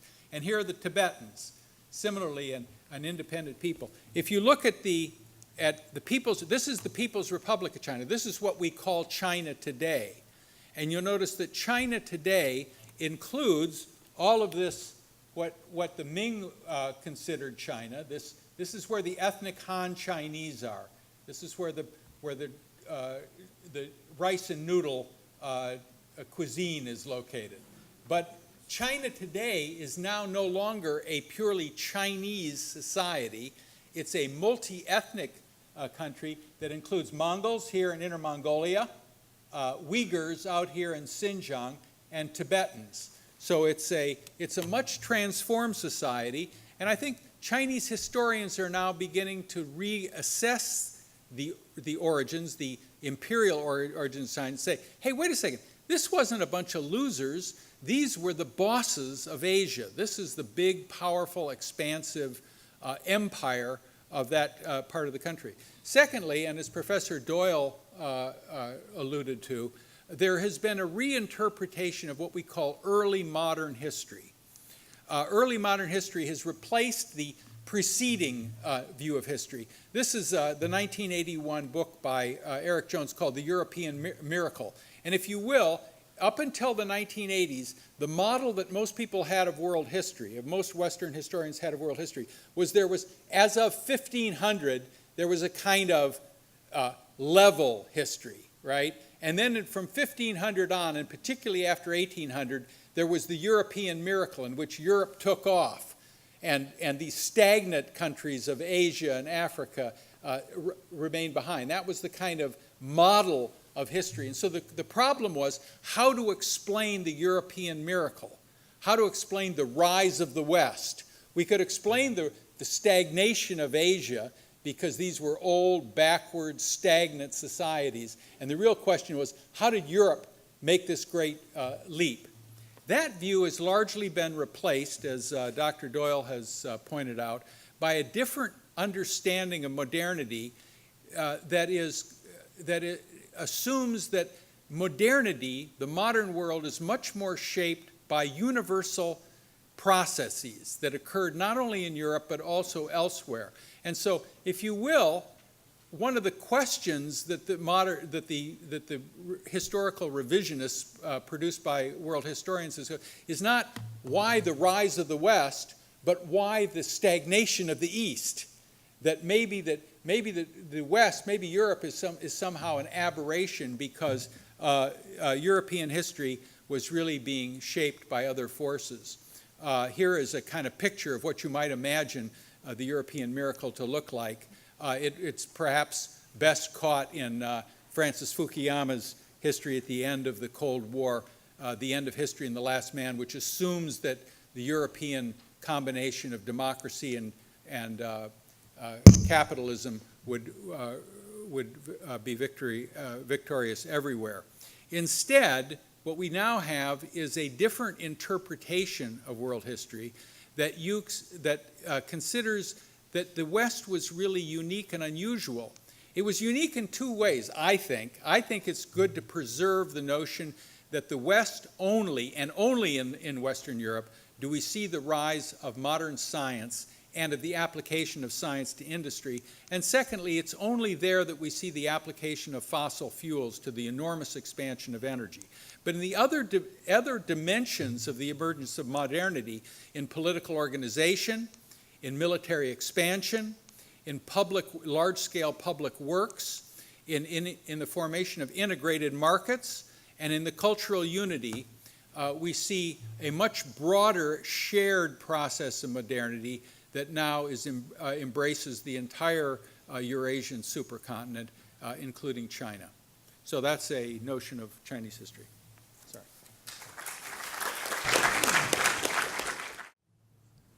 So as an American historian, the title of this panel, Empire Then and Now, has particular resonance. In the last century and a half, Americans have often grappled with the question of empire and its applicability to the United States.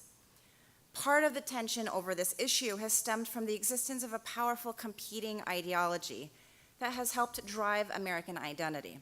And that is the idea that the United States is an exceptional nation, one that cannot be understood or compared to any other nation state.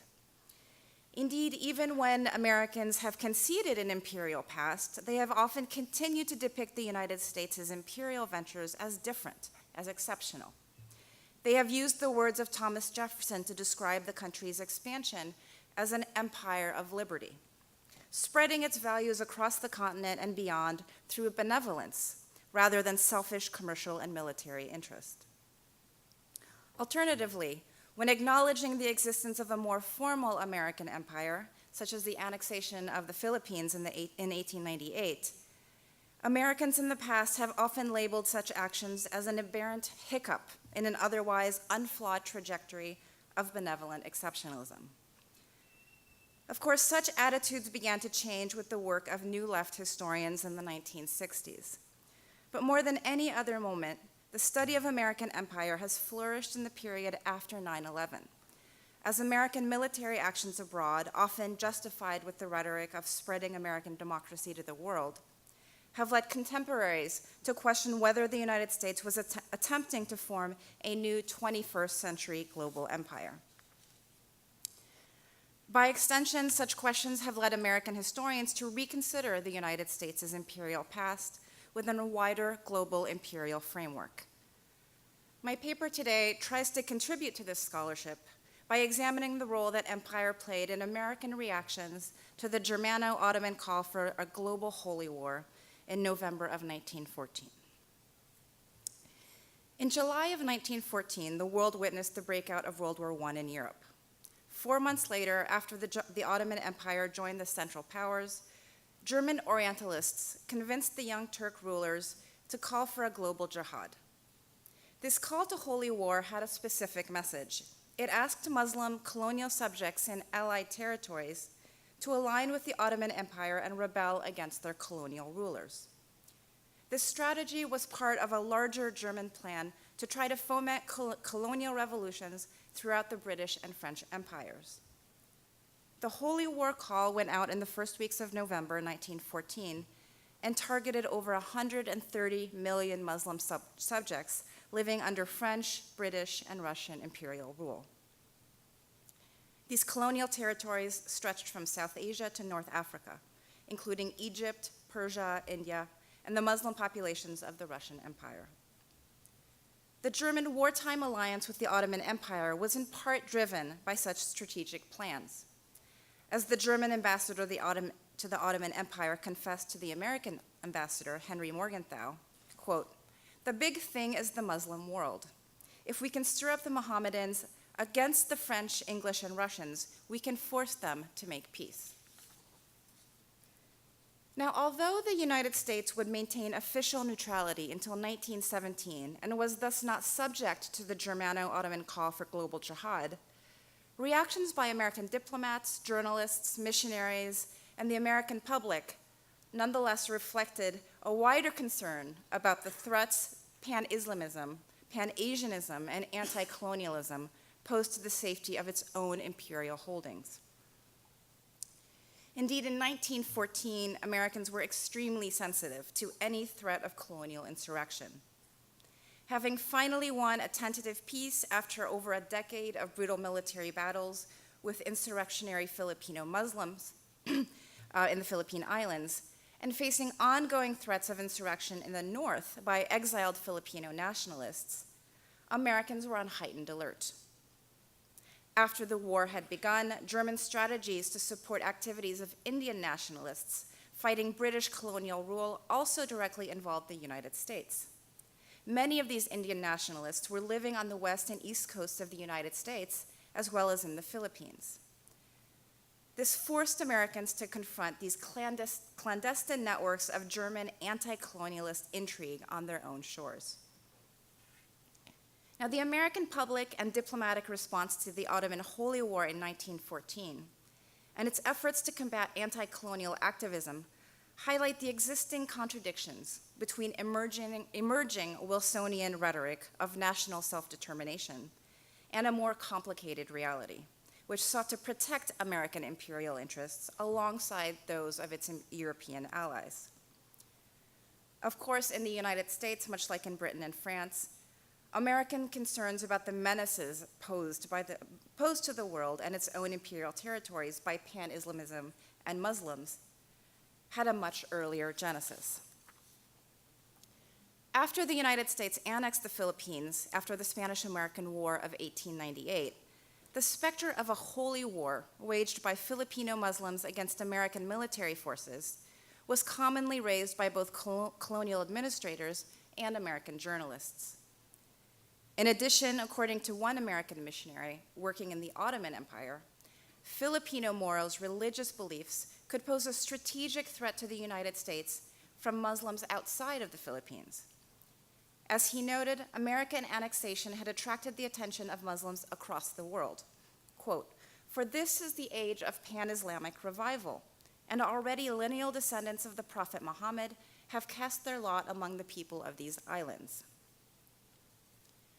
American fears of colonial insurrection in the Philippines extended to the threat posed by anti-colonialist strains of pan-Asianism, advanced by Filipino nationalists in exile. Artemio Ricarte, a Filipino military officer and revolutionary, who had fought first against the Spanish during the Philippine Revolution and later fought against the Americans during the Filipino-American War, had been exiled by the Americans to Hong Kong after he refused to pledge his loyalty to the United States. He continued to organize revolts during his exile and had clandestinely returned to the Philippines in 1903 to organize another insurrection. The Russo-Japanese War, which broke out in February of 1904, only fueled Ricarte's vision. He understood the war as an ideal opportunity for Asians to rise against the West. Filipinos should seize the moment both to fight for their own independence, but also for the wider liberation of all Asians. Such feelings extended to Filipinos back in the islands as well, particularly after Japan won the war. As one Filipino student noted, quote, "We had been subjected to abuses and excesses by our foreign dominators. Other Oriental peoples suffered such abuses too. Japan alone was the nation we had learned to look up to, as one possessing the valiant spirit necessary to eject the dominators from the Orient." Such ideas resonated across the globe, with the Young Turks declaring that they too wanted to make the Ottoman Empire the Japan of the Near East.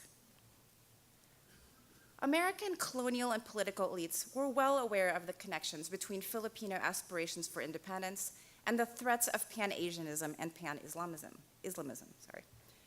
Such fears would continue to haunt Americans in the following decade. But such fears were also fomented by the British, who warned Americans that a Pan-Islamic or Asiatic uprising could spread to the Philippines. In 1906, after a nationalist uprising in Egypt, an unnamed British ex-attaché published an article in the Chicago Daily Tribune. It was meant as an explicit warning about the dangers such insurrections in Egypt posed for American colonial territories. This is a great title.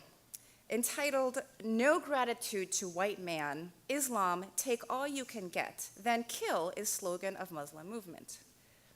The author recounted that despite all the benevolent advances the British had brought to Egypt and India, this had not prevented natives from ungratefully rising up against British rule.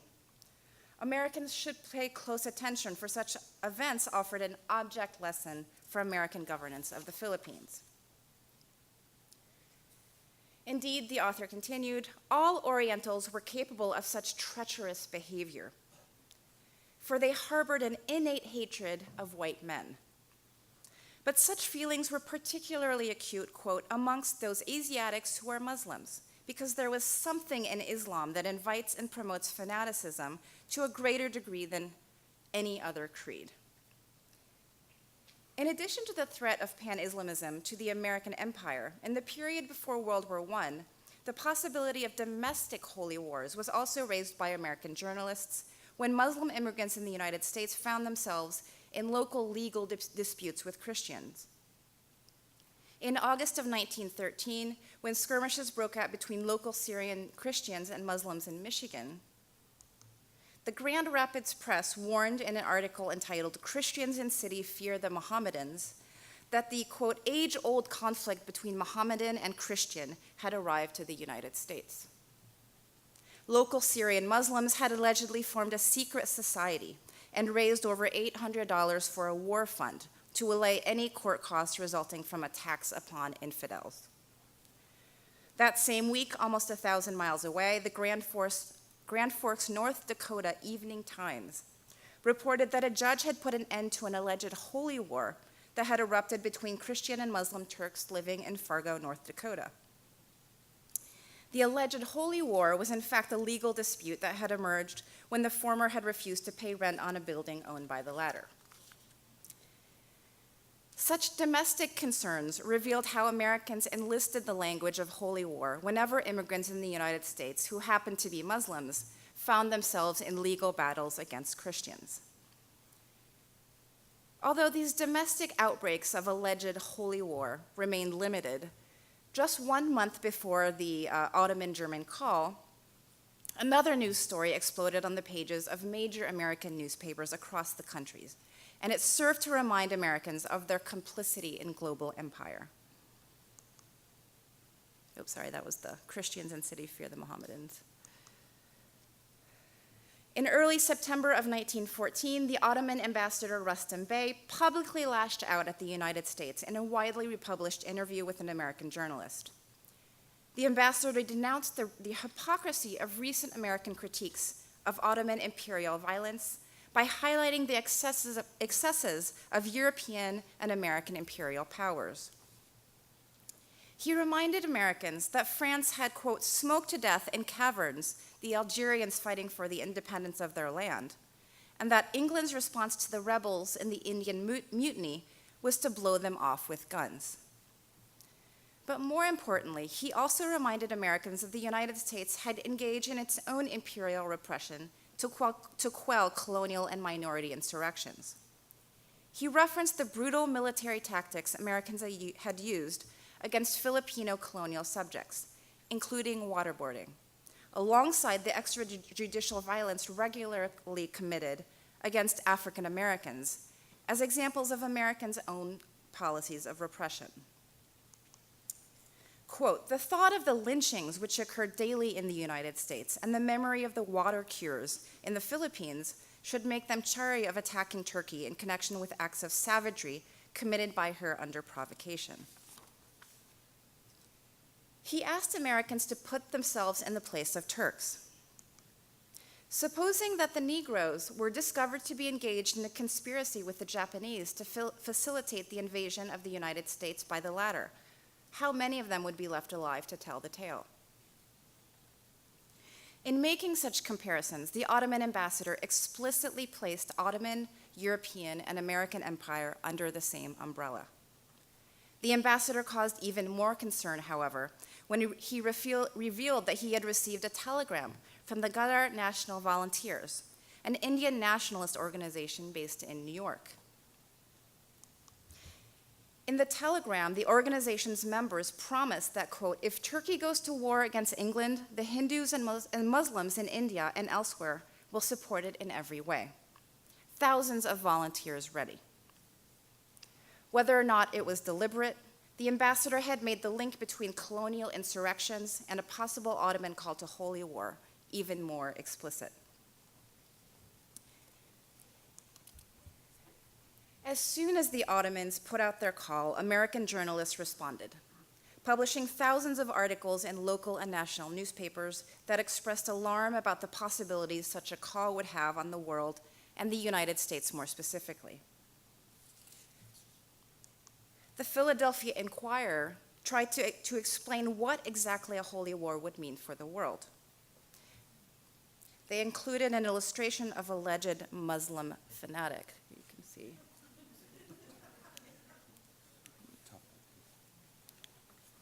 Right here, we have the fanatic for this. Doesn't seem overly hostile, but never know. Americans, so they also warned in the article that this was not an event to be taken lightly. Americans even created a special postcard depicting how, quote, Turkey proclaimed holy war.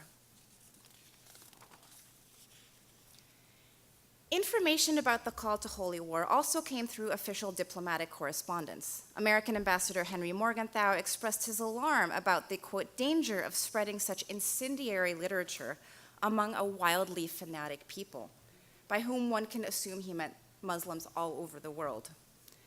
Again, despite the fact that the United States was still a neutral power in 1914, and the call for a holy war had not been explicitly extended to American colonial territories, Americans nonetheless quickly expressed their fear of the consequence such a call would have on their Muslim imperial subjects in the Philippines, and even the small number of Muslims residing in the United States. Once again, the moment was ripe for such heightened anxiety. The arrival of an Ottoman sheikh in the Philippines in January of 1914 had already caused great alarm amongst local American colonial officials.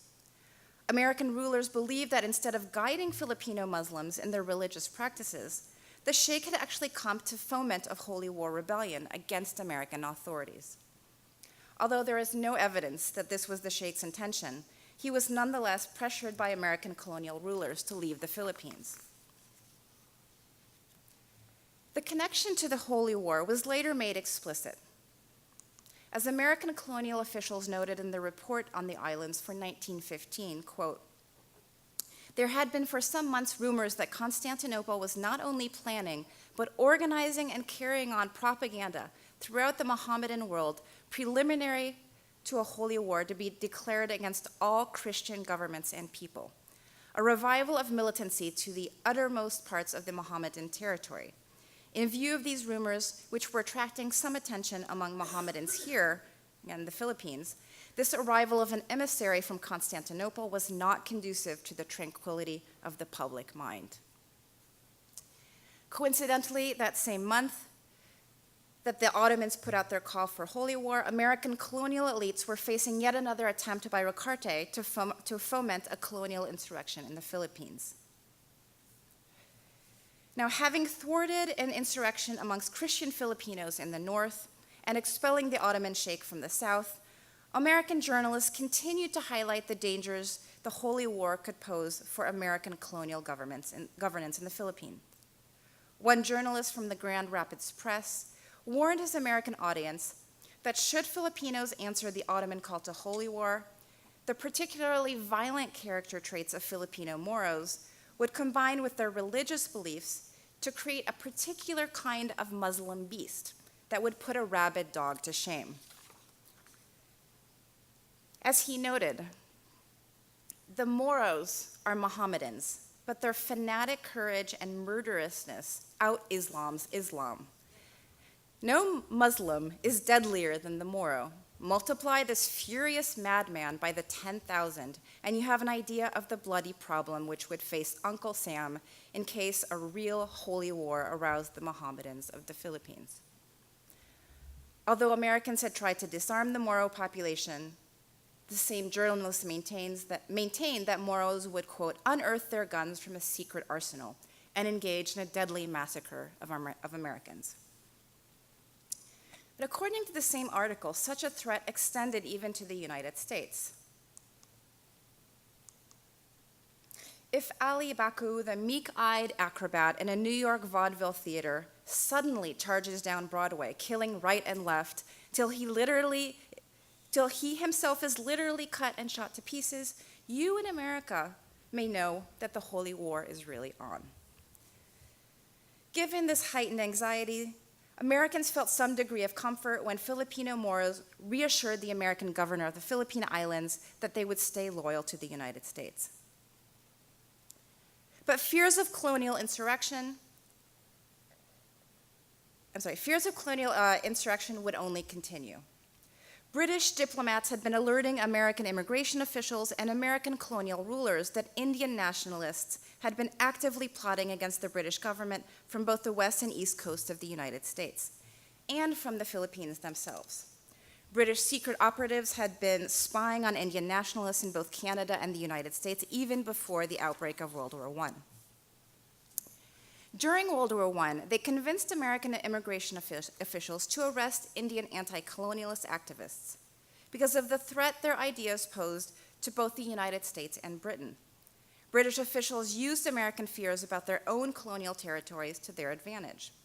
As one British diplomat noted, the United States would, quote, "always be in sympathy with us on matters of this kind, as they have had an idea of what the education which they are now giving to the Filipinos may tend to breed the same class of agitator there."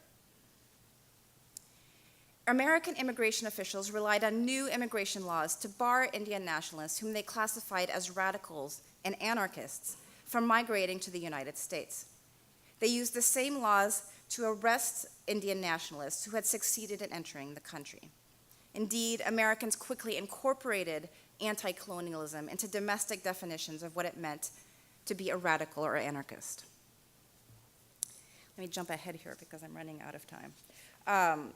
So we actually see what happens during the war, where the American concerns over the threat posed by Indian nationalists are going to culminate with a German-Indian plot to send arms to Indian anti-colonialists via California and the Philippines. When this is discovered, it ends up creating a big trial, and it was going to be called the Hindu Conspiracy. And again, this fills the pages of American newspapers. The publication of the Zimmerman Telegram in February of 1917 similarly shows the threat. The Zimmerman's promises includes returning lands taken by the United States during the 1848 Mexican-American War to Mexico and delivering the Philippines and Hawaii to Japan. So despite American fears, Germany's perceived secret weapon of global jihad delivered no tangible results. But ironically, in the end, instead of reading the moment as a warning of the rising threat of anti-colonialism to world affairs, Americans increasingly began to interpret the failed call for global jihad as an opportunity for Americans to extend to an even greater degree their power, civilization, and religion to ever-increasing realms of the globe. Far from limiting American empire, it only fueled it. As we reflect on this history and the results of World War I, including American support for the mandate system, which divided the Middle East into colonial realms to be ruled over by Europeans, we are led to the inevitable conclusion that Americans were deeply embedded in maintaining imperial rule across the globe. Far from an exceptional nation, the United States has been an active participant in empire. In recognizing this fact, as historians and scholars, we can and must put the United States back into the history of global empire, both in the past and today. Thank you very much.